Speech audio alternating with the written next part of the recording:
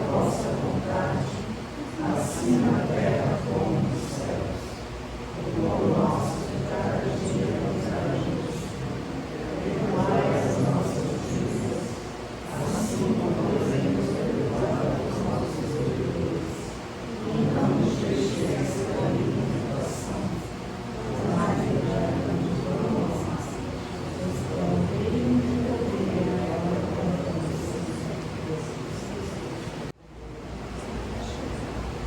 Vou ter que usar o microfone. Vocês estão me ouvindo aí no fundo? Não. Não, né? Boa noite, pessoal. Boa noite. Eu trouxe um tema hoje que todo mundo adora, depois da morte.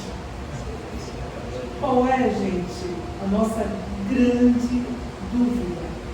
Qual é o nosso grande temor aqui na Terra? Para onde eu vou quando eu morrer? Será que eu vou para algum lugar? Será que existe alguma coisa depois da morte? O que será que acontece depois? Não é? Esta é a grande dúvida de todos nós. E o grande temor também. O que acontece após o nosso desencarne? Não é? Pode passar. Silêncio pressa aí, não tem como achar mais, né? Acho que não tem caminho. Então ele nos fala a causa do temor da morte.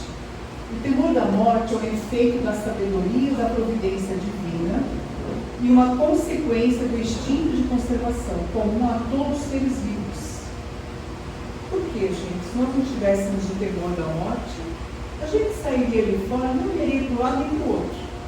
É simplesmente atravessar a rua, e atravessar a linha férrea, sem nem querer saber se o trem ia passar ou não. Não é? Então, esse temor que nós temos da morte, ele nos conserva a vida. É uma maneira de conservar a nossa vida, né? Uma criança, um bebê, ele não tem temor da morte porque ele não compreende, ele não sabe. Se você soltar um bebê aqui na ferrovia, ele vai atravessar a ferrovia. Né? Perceberam? Então, esse temor é necessário para que a gente consiga se manter vivo, né? E cumprirmos o nosso tempo aqui na Terra. Certo? A hora derradeira.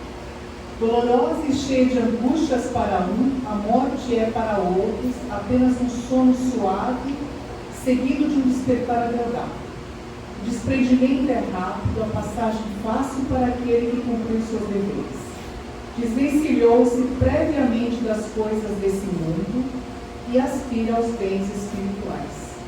É claro que a hora derradeira vai muito de como nós vivemos aqui.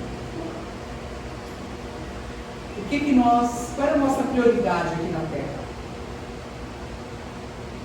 Os nossos bens? A parte espiritual?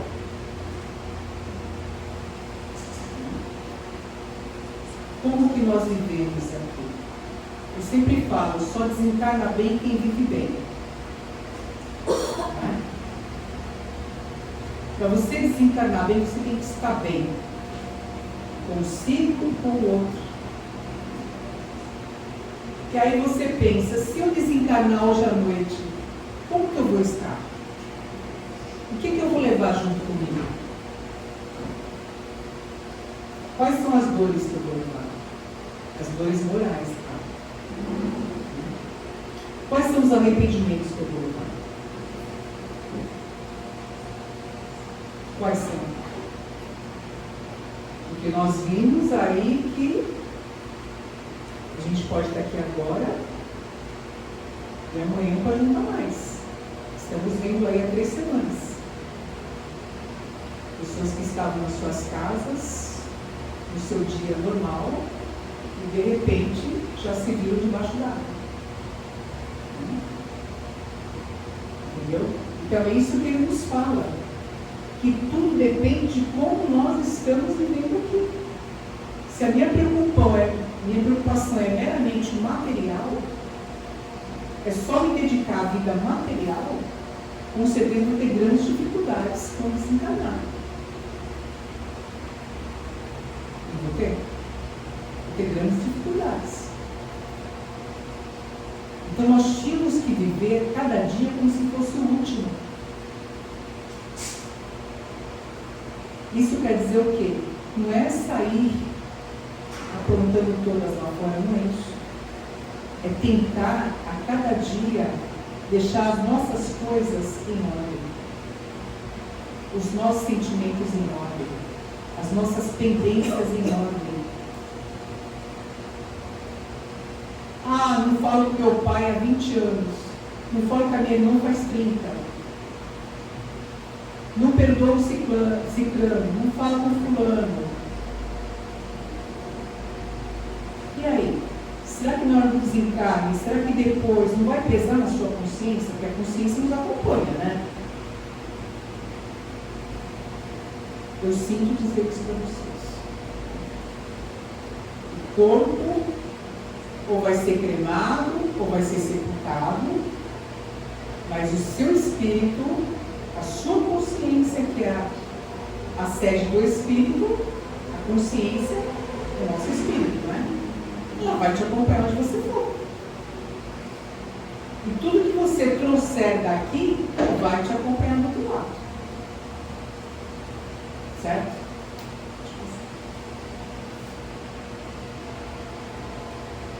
Caibar Schutter, o bandeirante do Espiritismo, eu trouxe para. Acho que adiantou, né? Olha,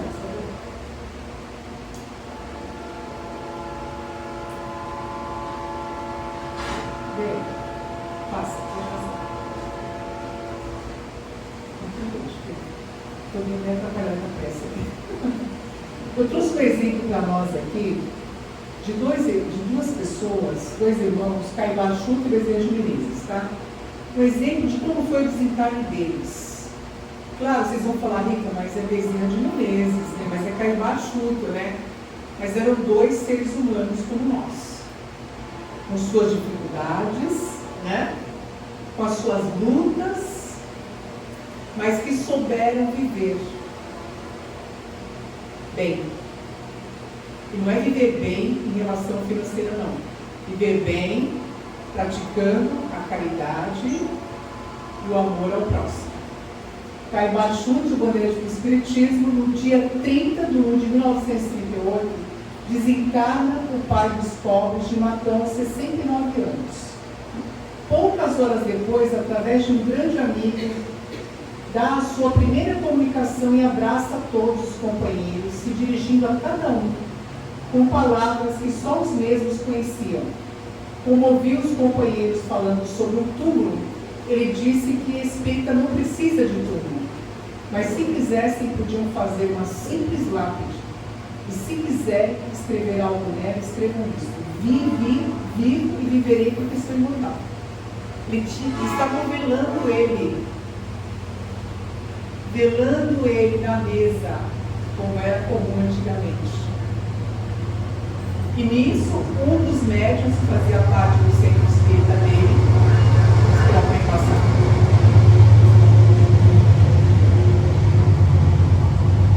dá a comunicação dele, ali, junto com o corpo dele sendo velado. Aí o outro médium, quando viu o médium assim, meio estranho, né? Já viu os trejeitos dele, aí ele fala para ele assim: Caibar, é o senhor? Ele fala assim: sou eu. O senhor está bem? Estou morto, né? Fala para ele. Aí ele fala, chama todos, que eu vou passar orientações para todos eles. Aí chamou todos os companheiros lá do centro espírita. Ele foi abraçando um por um e comentando fatos que só aquela pessoa sabia, para que a pessoa visse que era ele mesmo. Né? E depois, no fim, ele fala isso. que ele tinha ouvido eles comentarem sobre essa lápide. E ele mesmo escolhe o que vai ser escrito. Aí eu pergunto para vocês, Caibachunto foi um homem que tinha uma grande farmácia, muito reconhecido na cidade, de Matão, né? Ele foi político, tudo, mas ele era um homem bom. Era um homem que ele mandou fazer uma mesa no quintal dele para 20 pessoas poderem comer. E só morava ele e a mulher na casa. Né? Eles não tinham filhos. Mas ele era um homem tão bom que as pessoas batiam na porta dele. E ele sempre falava, quem quiser vir almoçar aqui em casa, chegue no horário. Minha porta está aberta. As pessoas chegavam no portão, já sabia, podia entrar, já ir para a mesa. Estranho, conhecido, parente, qualquer pessoa adentrava o quintal dele. Já podia se sentar na mesa porque ia ter a refeição ali naquele dia. Então, muitas pessoas iam para ter a única refeição do dia lá, na casa dele. Que eram pessoas muito humildes, muito pobres, né? Vocês imaginam essa ida de 1930, de 20 e pouco, interiorzão, imagina a pobreza que era, as dificuldades que tinha, né?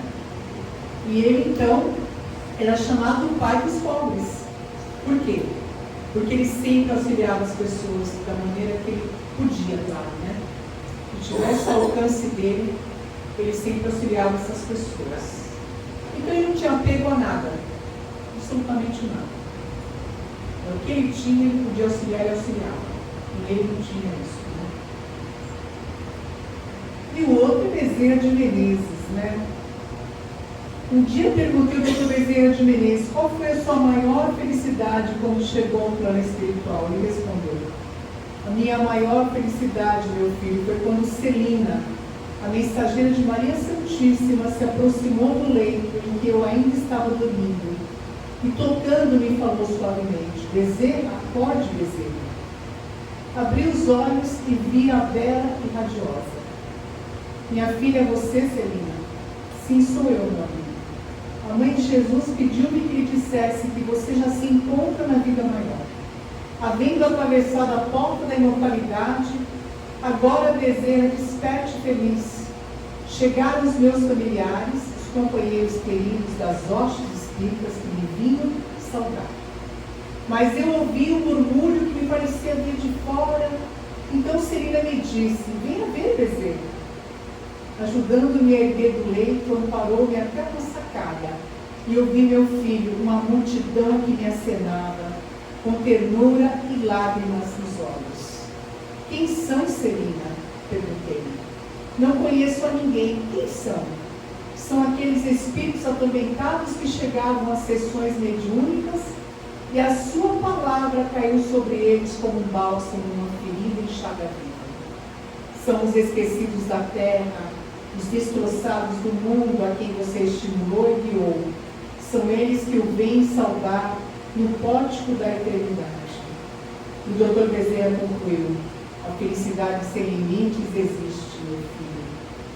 Como decorrência do bem que fazemos, das lágrimas que enxugamos, das palavras que semeamos no caminho, para tapetar a senda que um dia percorreremos. Lindo, não? Lindo. Bezerra de Menezes era o médico dos pobres. Dava do que não tinha. Quem conhece a biografia dele, quem já leu, quem já estudou Bezerra, quem não estudou, quem não leu, quem quiser conhecer, conheçam, porque é maravilhosa. Bezerra era um médico que não cobrava nada das pessoas. Ele tinha poucos pacientes que pagavam e aqueles que pagavam, ele dava para os que não podiam pagar. Né? Era uma pessoa boníssima, um espírita que nós podíamos, todos nós, tomar como exemplo, né? Ele era muito fiel à doutrina e ele não tinha apego a nada, absolutamente nada. Bezerra ficou muito tempo acamado, não falava, não se mexia, só os olhos dele se mexiam. E a família ficou muito tempo sendo sustentada pelos amigos de Bezerra. Mas para não deixar a esposa e os filhos constrangidos, os amigos levantavam o travesseiro dele e colocavam dinheiro embaixo. E toda semana, quando eles iam trocar, ou a cada 2, 3 dias, quando trocavam a roupa de cama dele, recolhiam todo aquele dinheiro e faziam as despesas da casa, pagavam as contas para poder manter o lar de Bezerra de Menezes. Né? O sepultamento, o enterro, tudo foi pago pelos amigos de Bezerra de Menezes. Ele morreu sem um centavo. Porque era dele. Era dele. Da pessoa dele. Não adianta. Um dia o irmão chegou para ele e falou: mas Bezerra, olha a situação que está na tua casa. Você não cobra das pessoas a consulta? Ainda dá o que você não tem? Ele falou: eu sou assim, não sei ser diferente. Infelizmente. É o meu jeito de ser. Então, era o jeito dele de ser. Claro que nós não somos assim, estamos a 1000 anos-luz para chegar, né, a essa condição de Bezerra, tá? Mas o que eu trouxe aqui mais para a gente compreender é que ele não tinha apego a nada. Ele não tinha apego a nada. Absolutamente nada. Ele sabia que tudo estava nas mãos de Deus. E ele era muito devoto de Nossa Senhora. Ele sempre colocava nas mãos de Deus, nas mãos de Nossa Senhora, as situações mais difíceis que ele enfrentou na vida dele. E ele sempre foi muito bem orientado.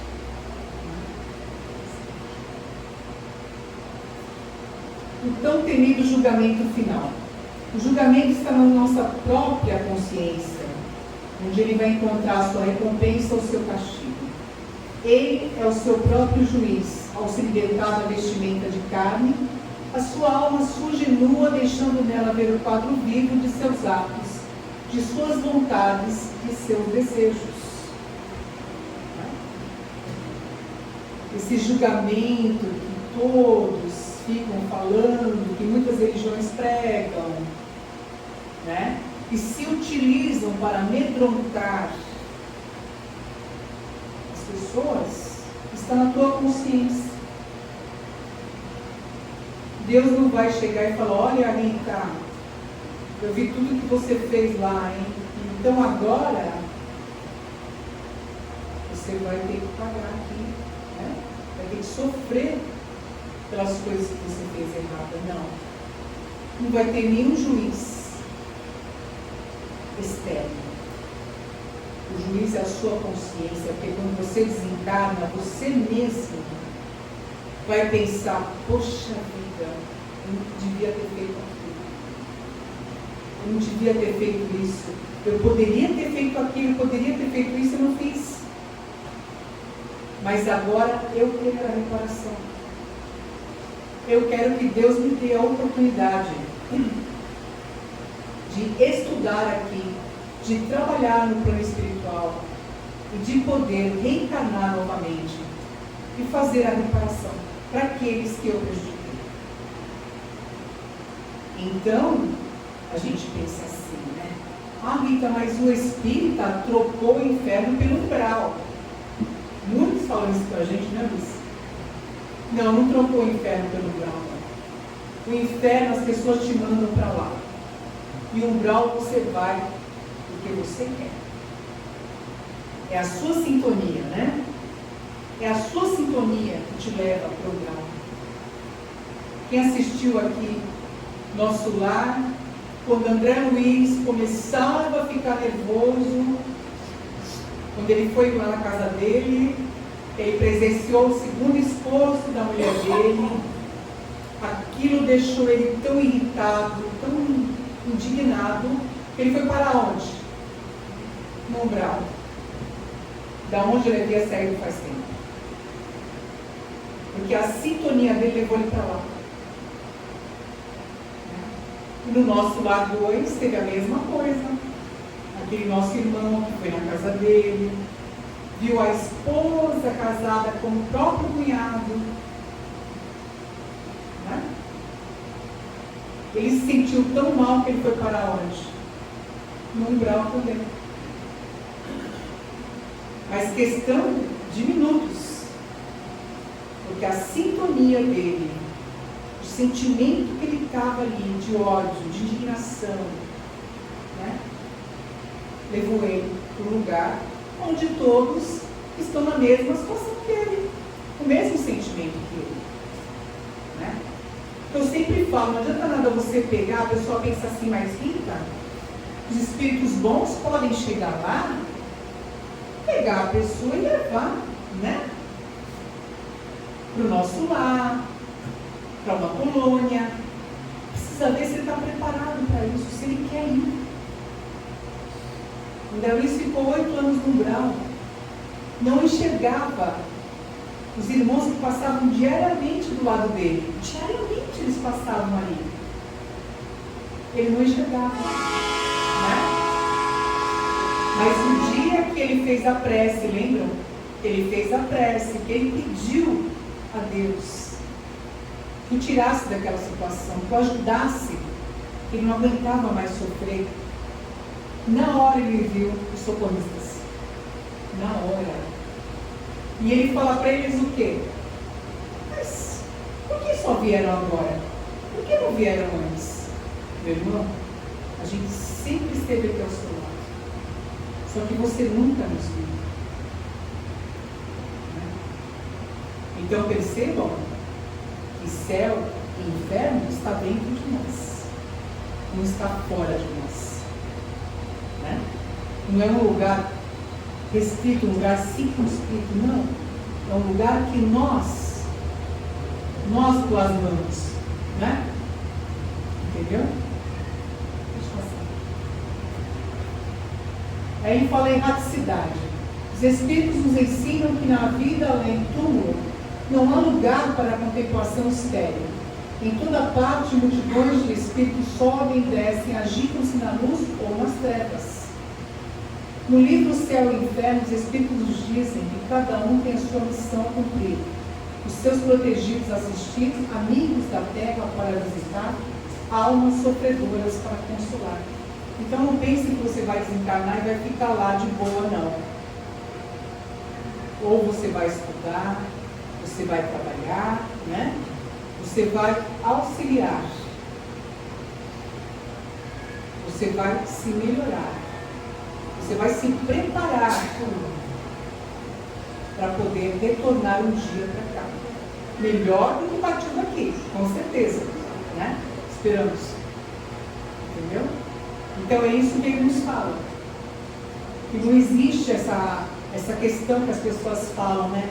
Ai, desencarnou, descansou. Não, não existe. O descanso não existe. Tá?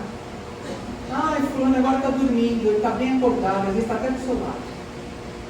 Então, infelizmente, não existe isso. Né? Ele nos fala em algumas situações pós-morte. Tá? Então nós temos espírito preso ao corpo, acompanha velório, enterro e até sente a decomposição. São os muito materialistas, né, gente? Aqueles que são muito materialistas, realmente eles têm dificuldade de deixar o corpo. E vão acompanhando mesmo. Nas obras de André Luiz, tem muitos casos assim, né? Que André Luiz nos passa. Eu vou falar para vocês, eu tenho um caso de uma conhecida. A conhecida, o esposo dela infartou em cima do volante. Os dois são idosos, eram idosos, né? Só que ele continuou em casa. Deitava do lado dela, sentava à mesa, como se ele estivesse lá ainda. E ela via ele, porque ela é médium. E a energia de uma pessoa desencarnada, ela é muito pesada. e ela te faz mal. E ela começou a ficar muito doente, porque ela não quis contar para os filhos o que estava acontecendo. E foi levando até onde deu, mas chegou um momento, ela ficou tão doente, que o pior é que os médicos não achavam nada. Ela chegou para a filha e falou: olha, eu acho que deve ser o seu pai. Mas como, minha mãe? Meu pai? Por que meu pai veio com isso? Ele ainda está aqui. Por que a senhora não falou antes para a gente? Porque eu achei que ia ser passageiro. Aí muitos devem estar se perguntando aqui, mas até ajuda quem não veio para ele. Ajuda bem, gente. Mas nós temos nosso livre-arbítrio. Mesmo depois que a gente desencarna. Os irmãos vêm para resgatar. Mas se eu falar, eu não quero ir agora. Não vou agora. Eles deixam. Porque eles sabem que o momento certo vai vir. E ele vai ser resgatado. Entendeu? Então, por isso que nós, espíritas, sempre batemos na mesma tecla. Muita oração para aquele que partiu. Não falar mal da pessoa. Não ficar chamando a pessoa. Você podia estar aqui sentado comigo jantando agora, João. Por que você foi embora? Não está vendo que eu estou triste? Estou sozinha nessa casa? Depende da condição que o João tiver, nós não sabemos, né? Pode estar muito bem, mas pode não estar. E aí já viu, né? Não, deixa, eu tenho que falar de baixo. E aí que ele fala: espírito que ignora que já está desencarnado, continua no lar, que é o caso que eu contei para vocês, né? Indo ao trabalho, conversa com as pessoas e, claro, sente que há algo estranho à sua volta. Porque ele fala e ninguém responde. Ninguém responde. Ninguém dá trabalho para ele, né? Então, quer dizer, ele não sabe ainda que ele desencarnou. Muitos irmãos vêm na mesa de obsessão sem saber que já desencarnaram. Não sabem. Aí reclamam para nós. Mas eu não sei, está tudo diferente na minha casa, não conheço nada. Mudaram tudo. O que está acontecendo? Eu não encontro mais ninguém na minha casa. Por quê? Já venderam tudo, já venderam a casa, não tem mais ninguém na casa. Né? Mas ele continua lá ainda, porque ele acha que ele está lá ainda. Né? Espíritos que trazem sua consciência perturbada por erros cometidos, remorsos tardios, tempo perdido, angústia, estes são atraídos para o umbral, devido à sua energia. Né? Vocês percebem que no filme de André Luiz, quantos irmãos não estavam lá? Rainhas, pessoas ainda achando que estavam na época, né, do reinado aqui na Terra, carrascos, lembram? Com aqueles chicotes, né? Então, se reúnem ali. Por quê? Porque se sentem culpados. Vocês imaginam a culpa que um senhor de escravos não deve ter quando desencarna?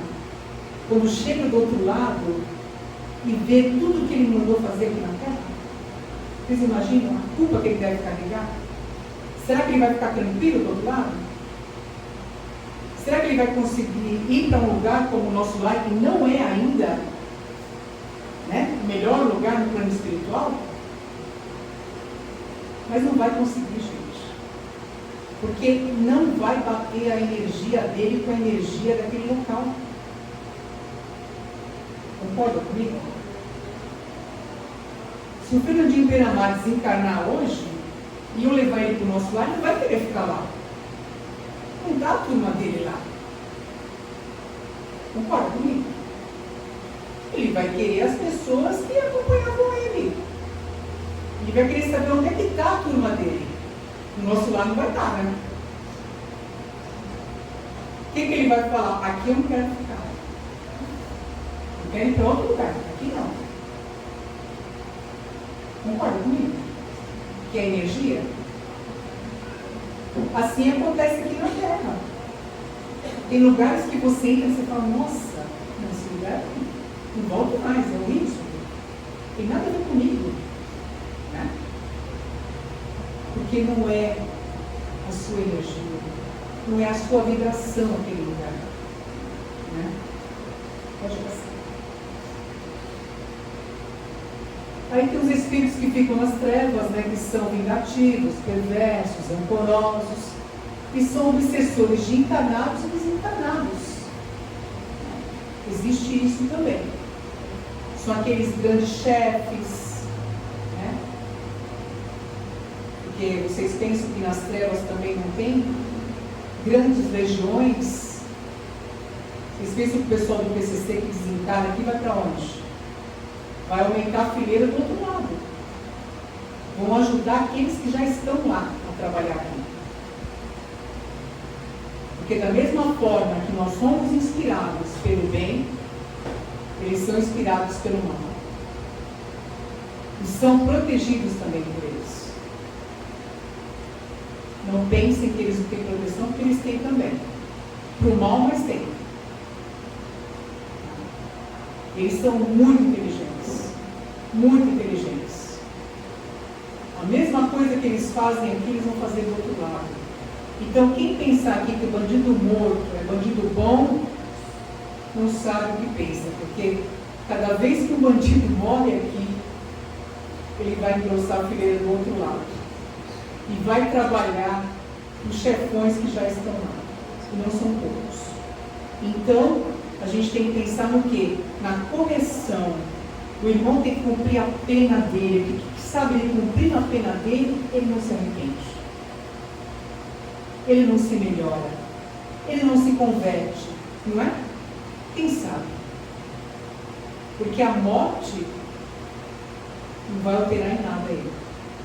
Com certeza. Espíritos vão para hospitais no plano espiritual para refazimento. Espíritos vão para as colônias do plano espiritual para estudar e trabalhar e se preparar para a próxima reencarnação.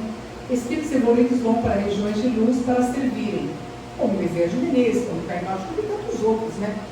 Já vão direto trabalhar. Direto já. Desencarnam e já vão trabalhar, já vão servir, né? Porque tem preparo para isso. Tá? A maioria de nós vem um parente, vem um amigo nos receber. Geralmente são os pais que vêm nos buscar quando já estão desencarnados, né?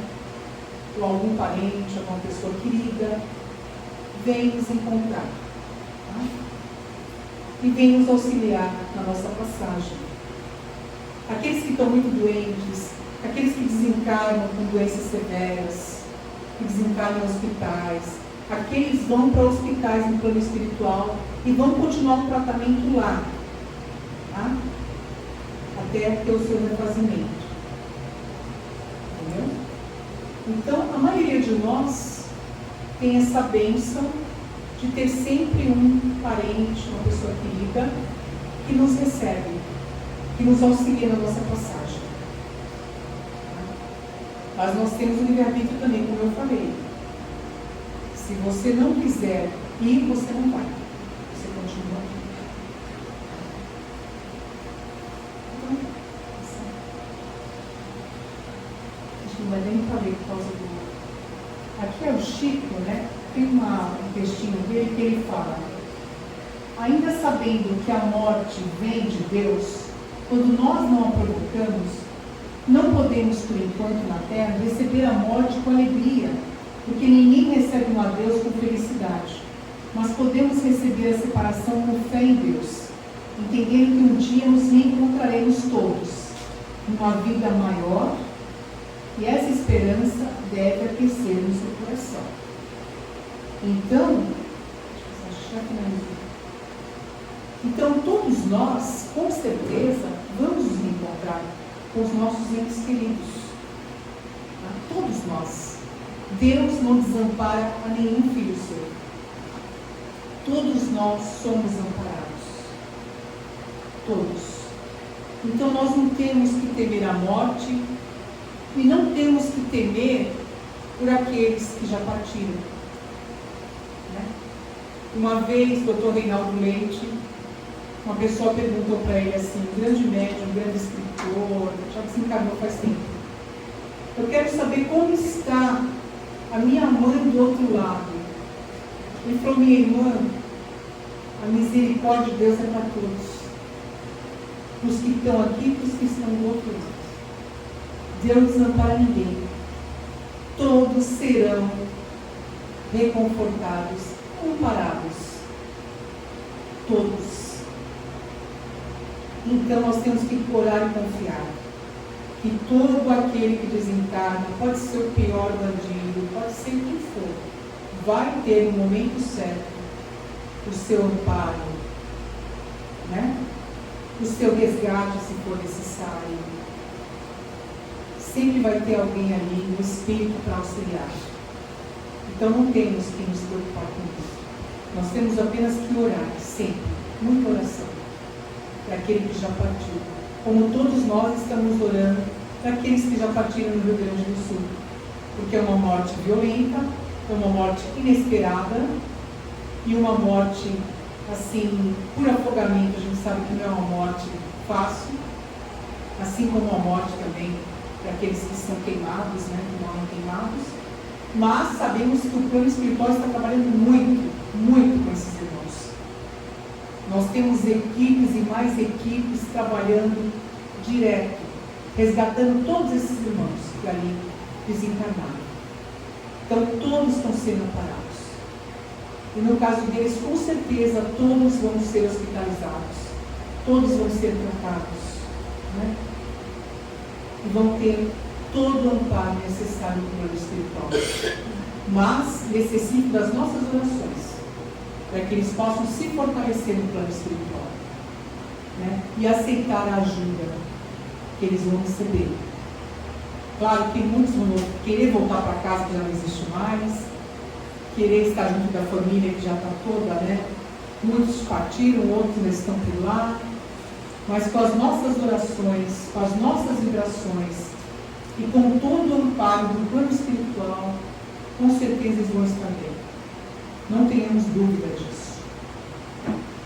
Esse é o nosso recado de hoje. Deus abençoe a todos.